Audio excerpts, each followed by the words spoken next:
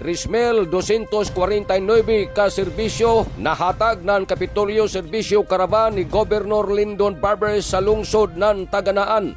Lungsod ng Taganaan ning lalawigan sa Surigao del Norte ang sunod na katagamtam na hamok na libre na serbisyo gikan sa Kapitolyo Serbisyo Caravan ni Governor Lyndon Barbers sa year 2 nga kung diin 3,249 ka serbisyo ang direkta nga nahatag para sa mga Taganaanon. Nahitabo ini na aktibidad didto mismo sa Taganaan Municipal Gym kagahapon. Nobyembre 20 tuig 2025 iban ang lig-o na suporta sana na pagtinabangay ng lokal na pagagamahanan. Nagipanguluhan ni Mayor Cesar Ayan B. Diaz, Vice Mayor Cesar B. Diaz Jr., mga SB member sanan mga barangay officials, tanan nagkayusa para masiguro ang hapsay sanan na organisado na paghatag ng libre na serbisyo sa katawan. Isasab sa nag-una nga paghatod sa mensahe isip PLGO representative si Mr. John Pospia na nagpasabot na padadyo na paningkamot ni Governor Lyndon Barbers na ipaduol ang serbisyong publiko dito mismo sa mga lungsod. Lakip sa mga nahatag na serbisyo ang medical sanan dental check-up, free eyeglasses, alis bukol, legal counseling, wheelchair distribution, sanan iban pa na ayuda para sa panginahanglan sa komunidad.